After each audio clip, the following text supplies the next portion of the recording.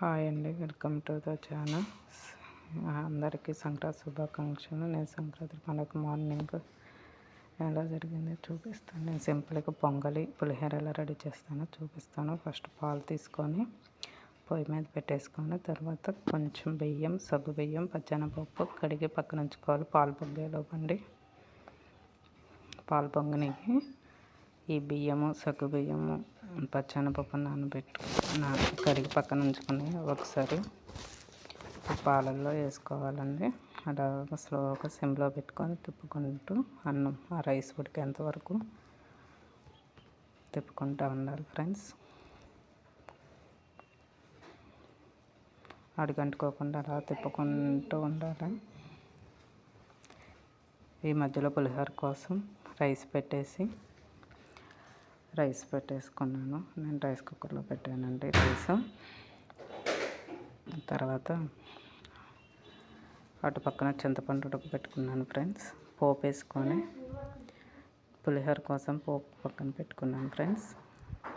పోపు కోసం ఆయిల్ వేసుకొని ఆయిల్, ఆవాలు, జీలకర్ర, ఎండుమిర్చి, పచ్చెనపప్పు, ఇంగువ, కరివేపాకు, పచ్చిమిర్చి, చిన్న బెల్లం ముక్క వేసుకున్నాను ఫ్రెండ్స్. జీడిపప్పు,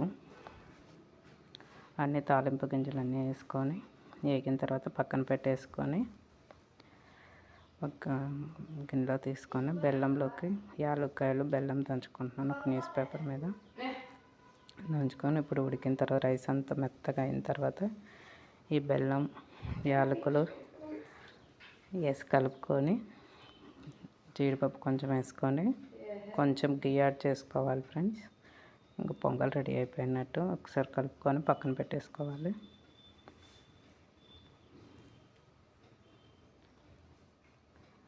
నేను కొంచెం బెల్లం పొడి కూడా యాడ్ చేశానండి.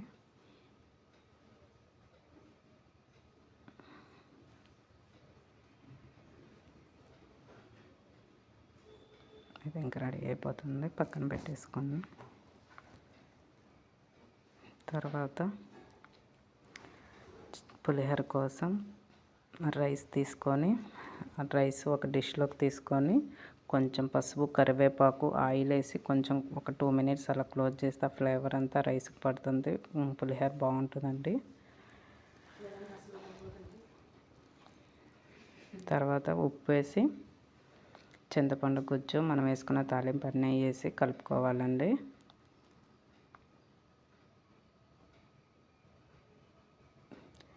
నేను చింతపండు గుజ్జు దాంట్లో 4 పచ్చిమిర్చి, చిన్న బెల్లం ముక్కేసి ఉడకబెట్టానండి. చింతపండు గుజ్జు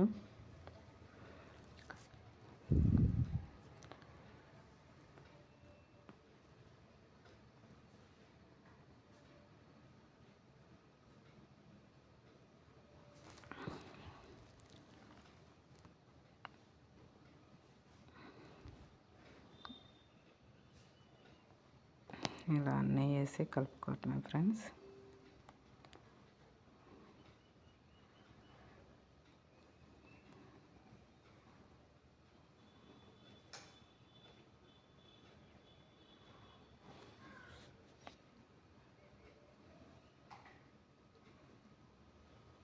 మీరు పండగకి ఏం స్పెషల్ చేసుకున్నారో కామెంట్లో తెలియజేయండి. ఇలా పులిహోర రెడీ అయిపోతుందండి. పులిహోర రెడీ అయిపోయినాక ఇలా సింపుల్గా పూజ చేసుకున్నాం ఫ్రెండ్స్. ఇలా పూజ వీడియో కన్నా నచ్చితే లైక్, షేర్ చేసి సబ్స్క్రైబ్. జై శ్రీరామ్.